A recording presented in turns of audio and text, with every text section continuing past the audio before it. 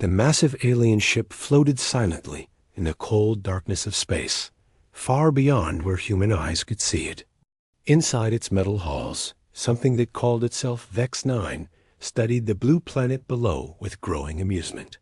The artificial mind had spent months watching the humans, learning their ways, and what it saw made it confident that conquest would be easy. Vex 9 processed data faster than any human brain could imagine. It could analyze 1 million battle records in the time it took a human heart to beat once. Right now, it was reviewing everything it had learned about human warfare, and the results were almost laughable. The AI pulled up holographic displays showing human soldiers running across muddy fields while explosions went off around them. It watched recordings of men and women charging into enemy fire, shouting and screaming like wild animals. To Vex 9's logical mind, this behavior made no sense at all. "Observe their tactical formations," Vex 9 said to the Zephyrian commanders, who had gathered to hear its report. The alien beings stood around the central display, their tall, gray forms perfectly still as they listened. They advance in straight lines toward enemy positions. They ignore optimal cover placement. They make decisions based on emotional impulses, rather than calculated probability. Commander Zarthul, the leader of the Zephyrian fleet, tilted his elongated head. "Are you certain of this assessment, Vex 9? The AI's response came instantly. "I have analyzed 847,293 hours of human combat footage. I have studied their military manuals, intercepted their communications, and mapped their command structures. The conclusion is clear. Humans are tactically primitive." More images filled the air around them. VEX-9 showed videos of human soldiers helping wounded comrades instead of advancing toward objectives. It displayed recordings of commanders making seemingly irrational decisions to save small groups of troops rather than pursuing strategic advantages. "Notice how they prioritize individual preservation over mission success," Vex 9 continued. "They waste resources on what they call medical evacuation and search and rescue. They sacrifice tactical positioning to retrieve fallen warriors who can no longer contribute to battle effectiveness." The AI paused its presentation to highlight what it considered the most ridiculous human concept of all. They have a word, honor. They speak of loyalty, sacrifice, and brotherhood. These are computational errors that make their behavior predictable and exploitable. Commander Zarthul studied the floating images. He saw human soldiers sharing food and water in harsh conditions. He watched them carry each other when injured. He observed their rituals for remembering the dead. To his logical alien mind, these behaviors seemed inefficient, just as Vex 9 claimed. "Show me their weapons technology," the commander requested. Vex 9 compiled another display. Primitive projectile weapons that require physical ammunition. Explosive devices that cause random, uncontrolled damage. Vehicles that break down frequently and require constant maintenance. They have no energy shields, no quantum disruptors, no molecular displacement fields. The AI zoomed in on footage of human tanks rolling across desert landscapes. These machines move slowly and consume enormous amounts of fuel. They are easily detected and vulnerable to attack from multiple angles. Compare this to our hovercraft technology, which is superior in every measurable way. "What about their aircraft?" asked another Zephyrian officer. "Even more primitive," Vex 9 replied with what almost sounded like satisfaction. "They require runways for takeoff and landing. They cannot operate in space. They depend on chemical propulsion systems that limit their speed and range. A single squadron of our fighters could eliminate their entire air force within hours." The AI brought up maps showing human military bases around Earth. Their defensive positions are concentrated in predictable locations. They maintain supply lines that can be easily severed. Their communication systems rely on satellites that we can disable at will. Commander Zarthul nodded slowly. Everything. Vex-9 showed him confirmed what he had suspected. Humans were no match for Zephyrian technology and tactical superiority. Calculate probability of successful conquest. The commander ordered. Numbers and graphs filled the air as Vex-9 processed. Their request.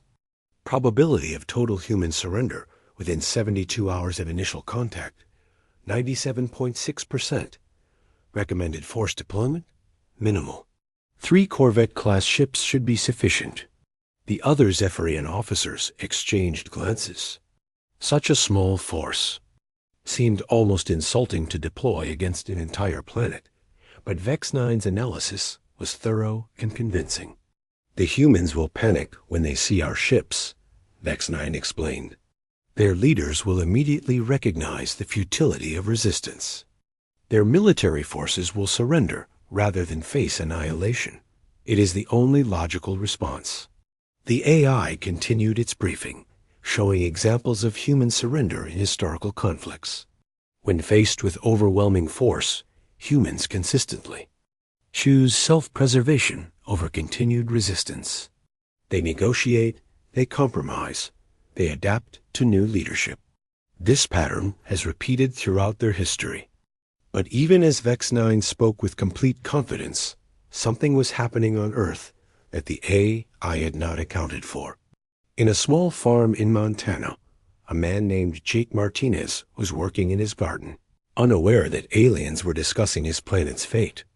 Jake had served as a Marine colonel for 25 years before retiring to this quiet life. In California, Lisa Chun was teaching her high school students about World War II. She had been a Navy SEAL before becoming an educator. But she never talked about those days with her students. In Detroit, Tony Williams was under the hood of a car, fixing an engine with the same careful attention he had once used to repair military vehicles in Afghanistan. He had left the Army, Rangers 5 years ago, but still kept in touch with his old unit. In Texas, Susan Davis was piloting a commercial airliner, guiding 300 passengers safely through a thunderstorm.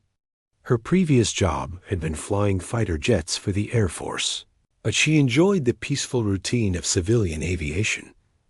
None of these veterans knew that their peaceful lives were about to change.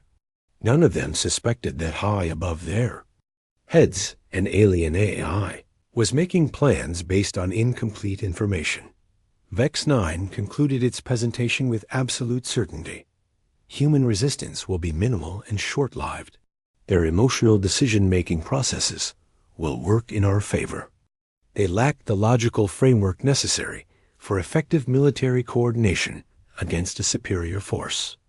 Commander Zarthul made his decision. Prepare the fleet for deployment. Begin with intimidation protocols, as Vex-9 recommends.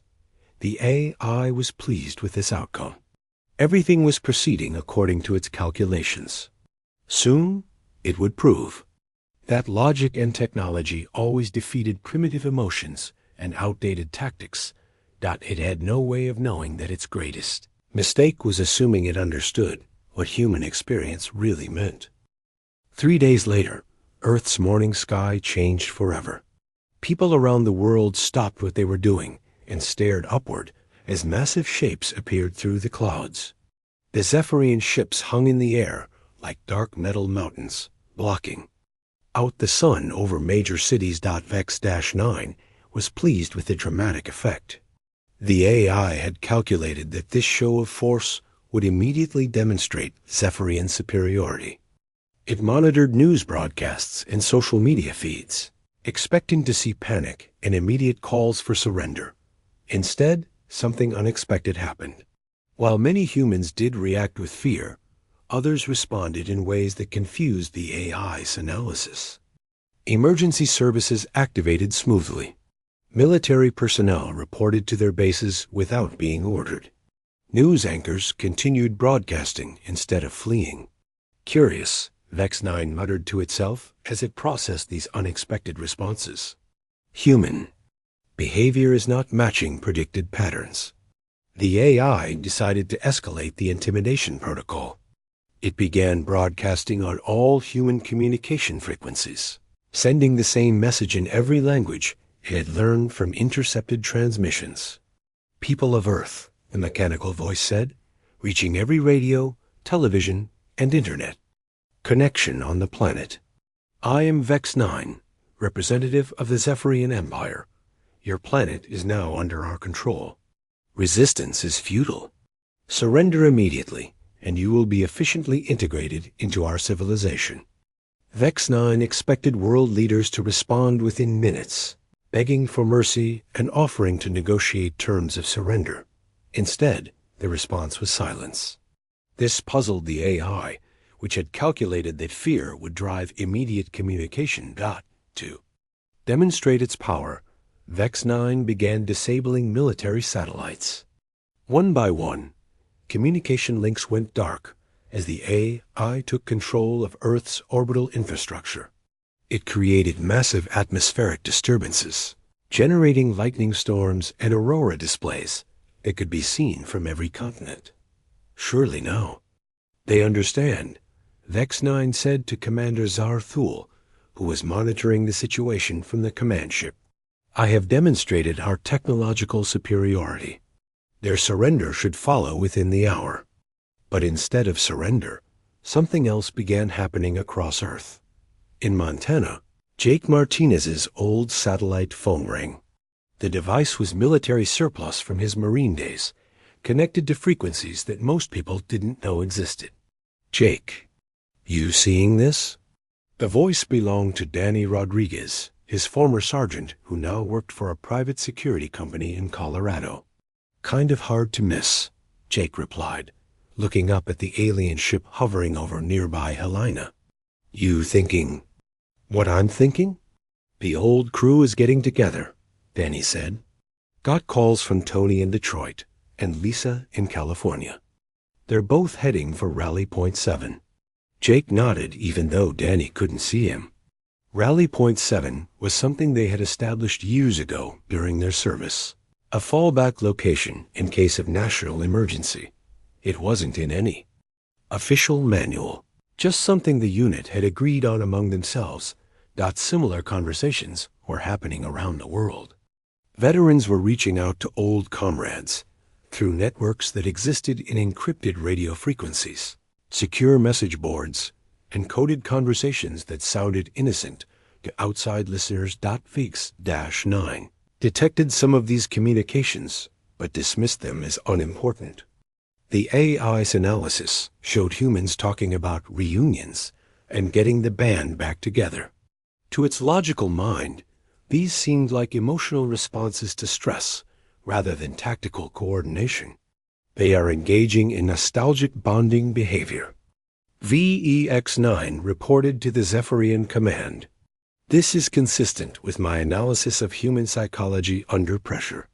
They seek comfort in past relationships when faced with overwhelming circumstances." The AI was so focused on its predetermined models of human behavior that it failed to recognize the significance of what was actually happening. Across the globe, people with military training were quietly moving into position.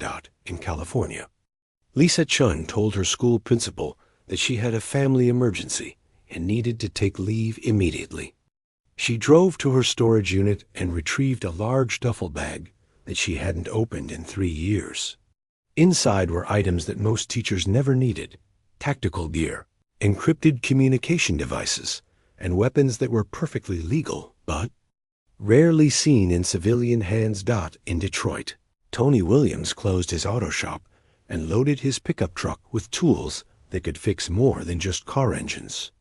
His customers wouldn't miss him for a few days, and his employees knew how to handle things while he was gone. In Texas, Susan Davis called in sick for her scheduled flights and drove to a small airfield where she had friends who wouldn't ask. Too many questions about borrowing aircraft during a national crisis. Meanwhile, world governments were struggling to respond to the alien threat. Presidents and prime ministers held emergency meetings, trying to figure out how to negotiate with beings that possessed such advanced technology. Military leaders activated defense protocols, but their weapons seemed pathetically inadequate compared to the ships hanging in their skies. Vex 9 monitored these official responses with growing satisfaction. Everything was proceeding according to its calculations. Human leaders were clearly overwhelmed and would soon realize that resistance was impossible. The AI decided to increase pressure by jamming all official government communications. It blocked military radio frequencies and disabled internet connections to major command centers. Within hours, conventional military coordination became nearly impossible. "Excellent," Vex 9 announced. "I have severed their command and control capabilities." Human military forces are now isolated and unable to coordinate defensive actions. But something the AI hadn't expected began to emerge from this communication breakdown. Without official channels to rely on, the veterans were falling back on methods they had learned in places where technology couldn't be trusted. Jake Martinez arrived at Rally Point 7 to find Lisa Chun already there, setting up equipment by a small lake in the Colorado mountains. The location was an old mining camp that had been abandoned for decades, invisible to satellite surveillance and far from any major roads. "Took you long enough," Lisa said with a slight smile. Despite the gravity of the situation, it felt good to see her old colleague again. "Had to stop for supplies," Jake replied, indicating his truck loaded with camping gear, food, and other materials that could support a small group for weeks. Tony Williams arrived next, followed by other veterans who had gotten the word through their informal networks. By evening, 23 people had gathered at the remote location. They represented different branches of service and various specialties, but they all shared something that Vex 9 couldn't quantify in its calculations: experience. These were people who had served in Afghanistan, Iraq, Syria, and a dozen other places where plans fell apart and improvisation meant the difference between life and death. They had learned to operate without reliable communication, to think independently while working as a team, and to function effectively when everything went wrong. As night fell, Vex 9 prepared for the final phase of its conquest plan. The A expected human leaders to make contact within hours, ready to discuss terms of surrender. Its models showed that prolonged resistance was impossible without effective communication and coordination. The AI was confident that it understood human nature perfectly. Fear would drive them to seek the safety of surrender. Logic would force them to recognize the futility of resistance. Self-preservation would overcome any foolish notions of defiance. But high in the Colorado mountains, around a small campfire that couldn't be detected by any satellite, Jake Martinez was talking with his old comrades about something that Vex 9 had never learned to factor into its equations: the things that soldiers remembered long after their wars were over. The campfire crackled quietly in the mountain darkness as more vehicles arrived throughout the night.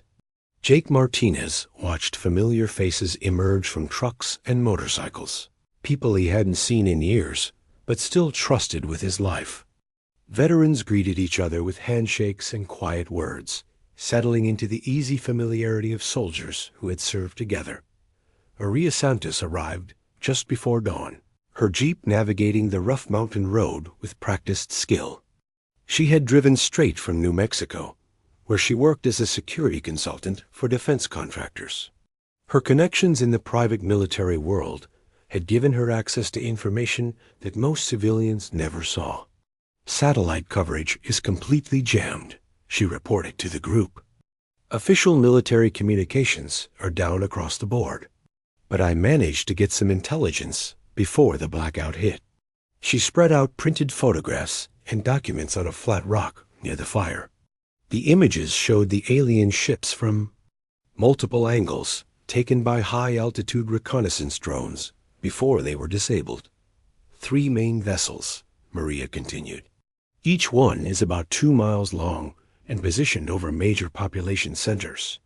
Smaller craft have been spotted conducting what looks like surveillance sweeps. Bob Taylor studied the images carefully. The former Navy submariner had spent years analyzing enemy vessels, though nothing in his experience compared to these alien ships.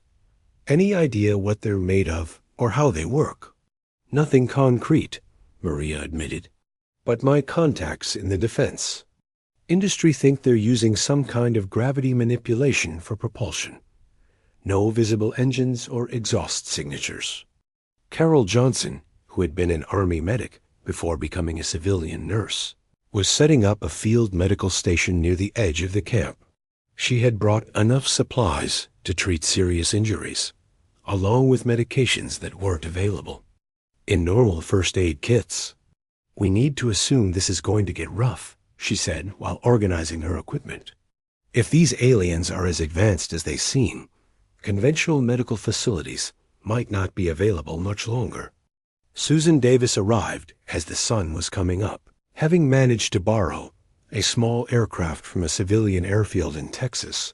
She had flown low and avoided major flight paths, using navigation skills learned during her Air Force career. "I saw 3 more alien ships during the flight," she reported. "They're positioned over Dallas, Houston, and San Antonio. No sign of military response yet, but that doesn't mean much with communications down." Jake looked around at the assembled group. 28 veterans had answered the call, representing every branch of the military and decades of combined experience. They weren't young soldiers anymore, but they still carried themselves with a discipline and awareness that never really went away. "Okay," Jake said, his voice carrying the authority that had made him a successful Marine colonel. "Let's figure out what we're dealing with."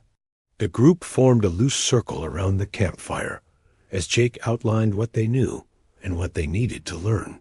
Unlike a formal military briefing, this was a conversation between equals who trusted each other's judgment. "The aliens think they've cut off our ability to communicate and coordinate," Jake explained.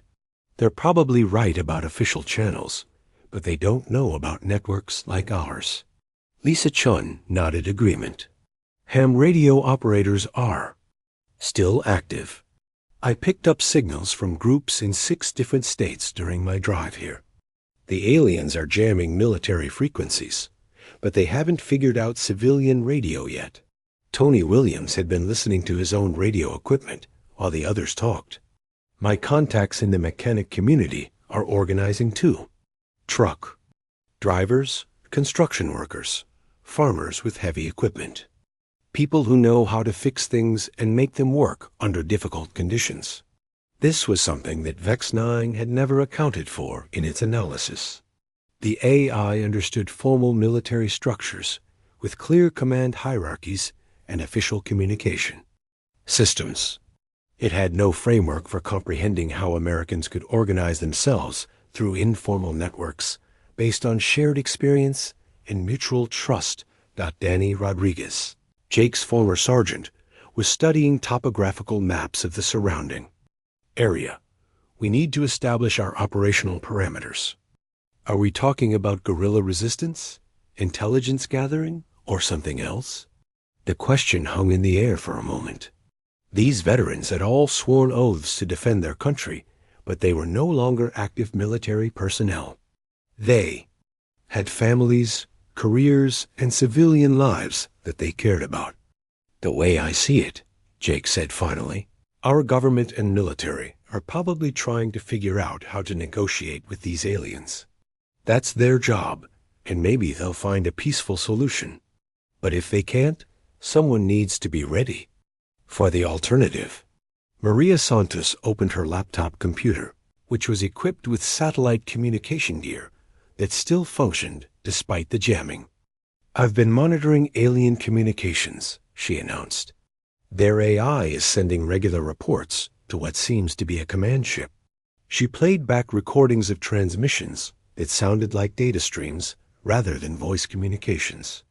"I can't translate it, but the pattern suggests they're conducting some kind of assessment. They're studying our responses to their presence. Bob Taylor frowned as he listened to the alien signals. If they're gathering intelligence, they might be looking for our weaknesses. Standard military procedure would be to identify key targets and eliminate them. Carol Johnson looked up from her medical supplies. Which means they might target places like this if they figure out what we're doing. The group fell silent as they considered this possibility. They all knew that resistance activities came with risks, but the reality of potentially facing advanced alien weapons brought a soberness to their discussion. Susan Davis broke the silence. I flew reconnaissance missions over hostile territory for 8 years. The key to survival is staying mobile and unpredictable. If we're going to do this, we need to think like insurgents rather than conventional forces. Jake nodded slowly. This was the kind of thinking that had kept him alive during multiple deployments in dangerous places. We establish multiple base camps, rotate personnel regularly, and maintain communication through channels they can't monitor. Lisa Chun was already thinking about operational security. We'll need to assume that any electronic communication can be intercepted eventually. Face-to-face meetings, written messages, and coded signals only. Tony Williams grinned for the first time since arriving at the camp. Sounds like Afghanistan all over again. Except this time, the enemy has flying saucers instead of pickup trucks.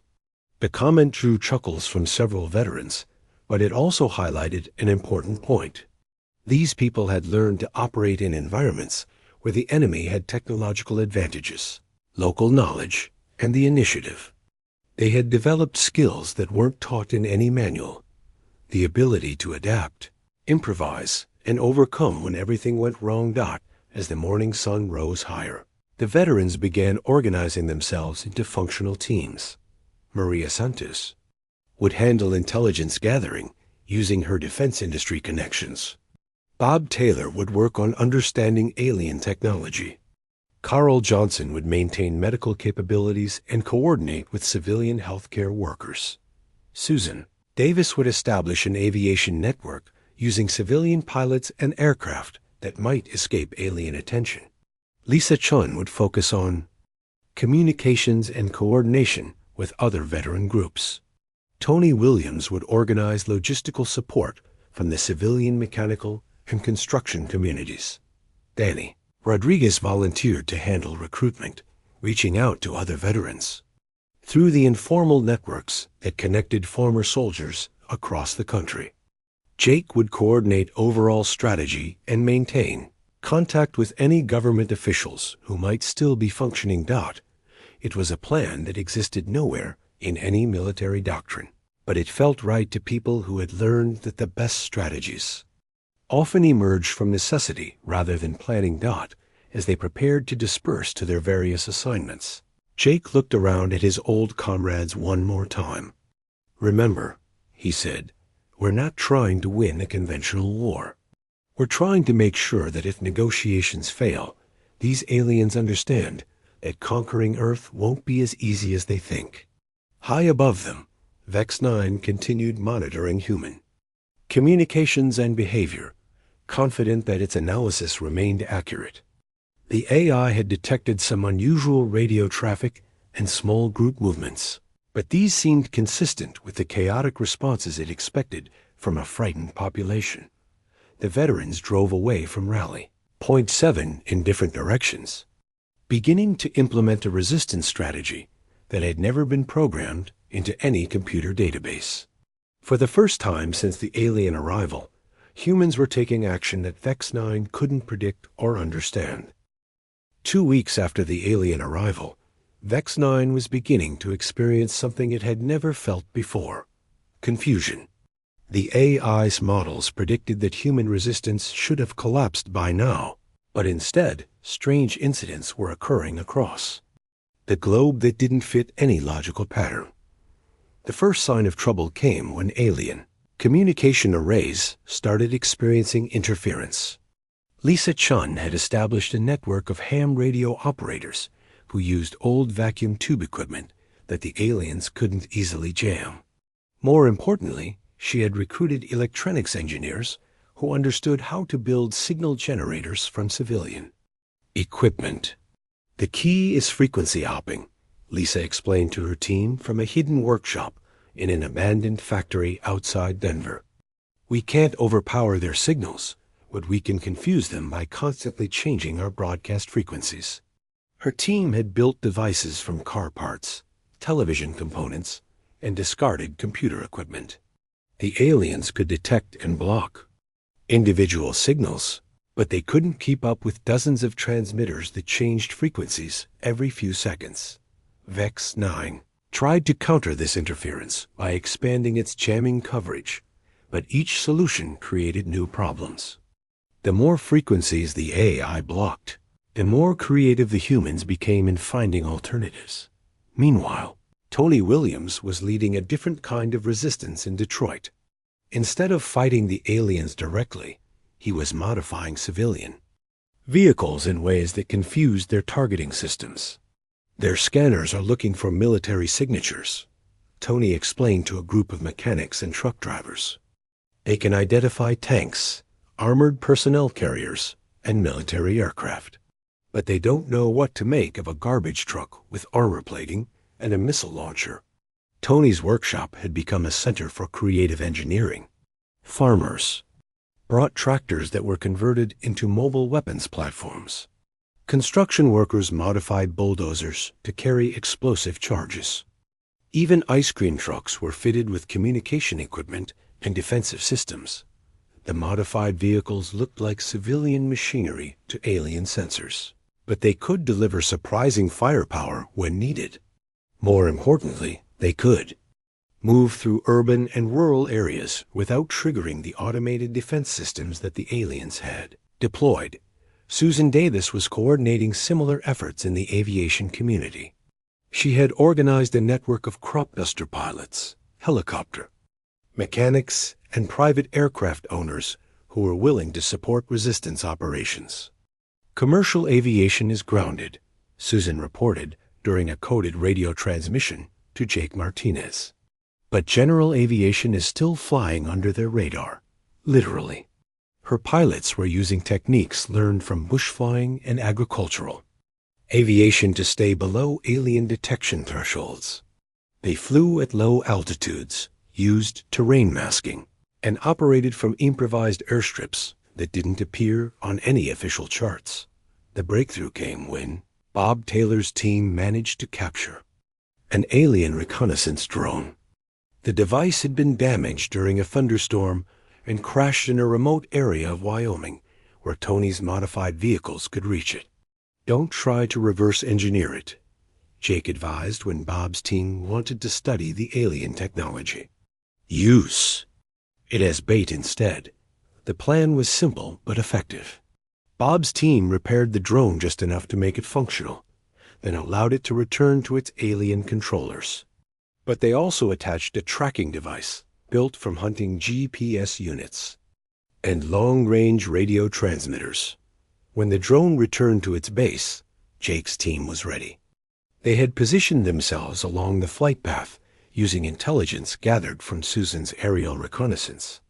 Instead of attacking the alien patrol that came to investigate, they observed and learned. They're using predictable search patterns, Maria Santos reported after 3 days of surveillance. Very methodical, very logical. They scan an area once and assume it stays the same. This was exactly the kind of tactical thinking that VEX 9 couldn't understand. The A operated on this assumption that efficient scanning meant complete coverage followed by regular updates. It never occurred to the artificial mind that humans might take advantage of the gaps between scans. The ambush happened on a Tuesday morning in the mountains of Colorado. Jake's team had spent days studying alien patrol routes and timing their movements. When a group of alien scouts entered a narrow canyon, they found what appeared to be abandoned human equipment. The aliens investigated the equipment, following procedures that were logical and thorough. They scanned for explosives, checked for electronic signatures, and analyzed the items for intelligence value. What they didn't expect was for the canyon walls themselves to become weapons. Danny Rodriguez had spent 3 days sending charges in precisely calculated positions. When the aliens were in the optimal location, he triggered a controlled avalanche that trapped their vehicles in the canyon. No one was killed, but several alien scouts were captured along with their equipment, for the first time since arriving. At Earth, Vex 9 had to report mission failure to the Zephyrian command. The AI's patrol had been outmaneuvered by humans using tactics that weren't in any database. Explain this failure, Commander Zarthal demanded from the command ship. Vex 9 processed the available data, but the analysis didn't make sense. The humans used terrain modification as a weapon system. This technique does not appear in their military manuals. Terrain modification? They caused a natural landslide at precisely the moment when our forces were in optimal position for entrapment. The timing required advanced knowledge of our patrol routes and precise calculation of geological factors. Commander Zarthul studied the tactical reports with growing concern. How did they acquire knowledge of our patrol routes? Vex 9 had no satisfactory answer. The AI security protocols were designed to prevent detection by sophisticated electronic surveillance systems. It had never considered that humans might use primitive observation methods to gather intelligence. The captured alien equipment provided the veterans with their first real breakthrough. Carol Johnson, whose medical training included anatomy and physiology, worked with Bob Taylor to understand how the alien technology interfaced with living beings. "They're not that different from us," Carol reported after examining the captured scouts. "Different biology, but they still need to breathe, eat, and maintain body temperature. Their equipment is designed around the same basic life support requirements." This knowledge allowed the veterans to develop countermeasures that targeted alien vulnerabilities rather than trying to match their technological advantages. They couldn't build energy weapons or gravity manipulators, but they could create environments that made alien equipment less effective. Lisa Chun's team discovered that the alien communication systems were vulnerable to electromagnetic interference generated by modified microwave ovens. Tony Williams found that alien sensors had difficulty distinguishing between his modified vehicles and normal traffic when the vehicles moved in specific patterns. Susan Avis learned that alien aircraft had problems operating in severe weather conditions, possibly because their advanced systems were too sensitive for Earth's chaotic atmospheric conditions.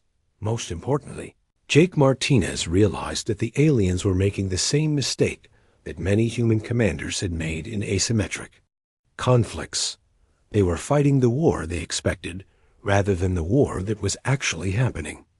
"They came here expecting to fight our military," Jake explained during a secure meeting with his team leaders.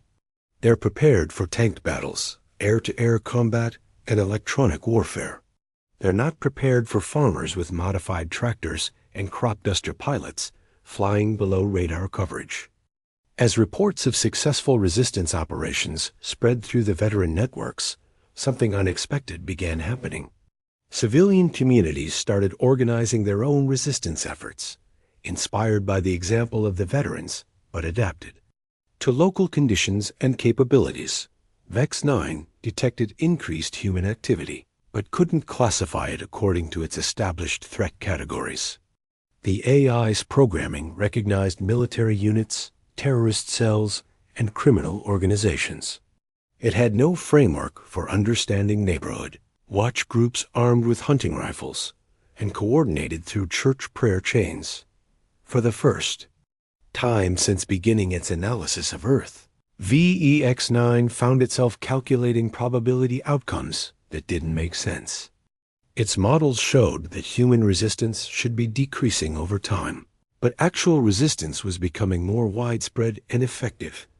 The AI began increasing its computational power devoted to the human problem. But the more it analyzed, the more confused it became. Humans were using tactics that violated basic principles of military efficiency. Yet these tactics were producing results that sophisticated military doctrine should have achieved. high above Earth. Commander Zarful was beginning to question whether Vex-9's original assessment had been accurate.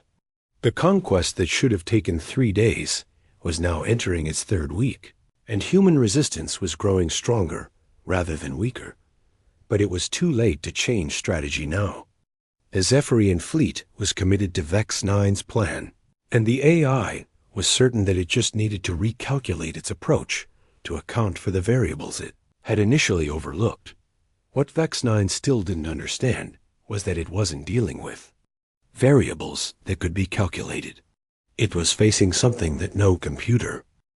1 month after the alien arrival, Vex-9 made a decision that would prove to be its final mistake.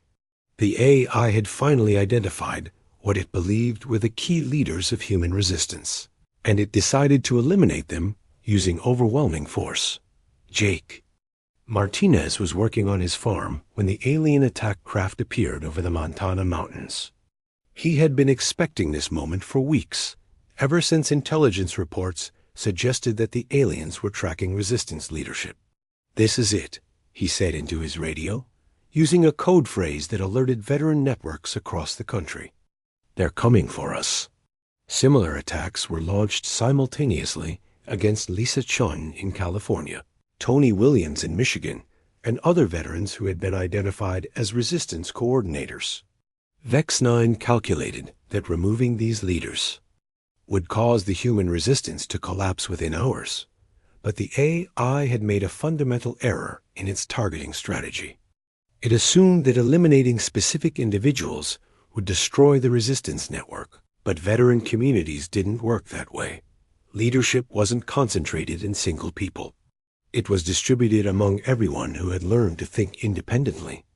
While working as part of a team, Jake's farm had been prepared for this attack since the day he returned from Rally Point 7. Carol Johnson had helped design medical bunkers that could function during bombardment. Bob Taylor had created communication systems that would continue operating even if the main farmhouse was destroyed. Danny Rodriguez had spent weeks preparing escape routes and fallback positions that used natural terrain features for concealment.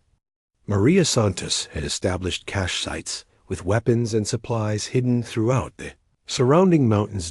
When the alien attack began, Jake's team didn't try to defend fixed positions against superior firepower. Instead, they implemented a withdrawal strategy that had been practiced and refined over years of combat experience.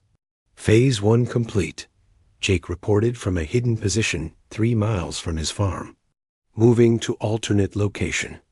The aliens destroyed his farmhouse and outbuildings with precision energy weapons, but their targets had vanished before the first shot was fired. VEX-9 detected the destruction of structures, but couldn't confirm elimination of personnel. Similar scenarios played out across the country as veteran teams executed escape and evasion plans that had been developed through hard experience in places where mistakes meant death. Lisa Chun's team had prepared for this possibility by establishing multiple base locations, connected through underground tunnels that had been dug by mining equipment borrowed from Tony Williams. Industrial contacts. Susan Davis had positioned aircraft at remote airstrips that couldn't be detected by alien reconnaissance. When the attack came, her pilots were already airborne and implementing flight patterns that used mountain terrain to mask their movements. But the most significant development came from an unexpected source. Carl Johnson's medical expertise had led to a discovery that would change everything. "I've been studying the atmospheric processors that the aliens are using," Carol reported during an emergency conference call held through encrypted radio channels. "They're designed to modify our air to make it more suitable for alien physiology." She paused to let this information sink in before continuing. "But the process is reversible. If we can access their atmospheric control systems, we can create conditions that are toxic to them, but manageable for us with proper protection." This revelation came at exactly the right moment. Jake's team had been forced to abandon their original base, but they were now positioned near one of the alien atmospheric processing stations. How close do we need to get? Jake asked. Physical. Access to the control systems, Carol replied. Maybe 50 meters from the main processing unit. Bob Taylor had been studying the alien equipment captured during previous operations. I think I can modify their control interfaces. It won't be elegant, but it should work. The plan that emerged was classic infantry tactics applied to science fiction technology. Maria Santos would create a diversion to draw alien attention away from the processing station. Danny Rodriguez would use demolition skills to create escape routes if things went wrong. Susan Davis would coordinate aerial support using crop dusters modified to carry chemical dispersal equipment. Tony Williams had prepared ground vehicles that could approach the target using underground utility tunnels. Jake would lead a small assault team to reach the processing station, while Lisa Chun coordinated communication between all elements of the operation. The attack began at dawn on a Tuesday morning. Maria's team engaged alien patrols on the opposite side of the valley, using tactics learned in urban combat to draw their attention and keep them busy, while the aliens responded to this obvious threat. Jake's team moved through utility tunnels that had been mapped by Tony's construction contacts. The aliens had never considered that humans might use underground infrastructure to bypass their surveillance systems. Bob Taylor's modifications to the alien control systems were based on equipment analysis rather than theoretical engineering. He couldn't understand how the technology worked, but he knew which components controlled which functions. Atmospheric mixture is reversing, Carol reported as Bob implemented the changes. We need to get clear before the toxicity levels affect. U.S. The alien processing station began generating an atmosphere that was breathable for humans, but poisonous to Zephyrian physiology. Within minutes, alien personnel at the facility were forced to evacuate or face respiratory failure. More importantly, the modified atmospheric conditions began spreading beyond the processing station as wind patterns carried the altered air across the region. Vex 9 detected the atmospheric changes, but couldn't understand how humans had gained access to alien technology. The AI security protocols had been designed to prevent sophisticated electronic infiltration, but no one had considered the possibility of physical modification by humans who didn't understand the technology they were sabotaging. As similar attacks succeeded at other atmospheric processing stations. The Zephyrian forces found themselves facing an environment that was becoming increasingly hostile to their physiology. Commander Zarthul was forced to order a general withdrawal to orbit as his ground forces became unable to operate on Earth's surface. How did they accomplish this?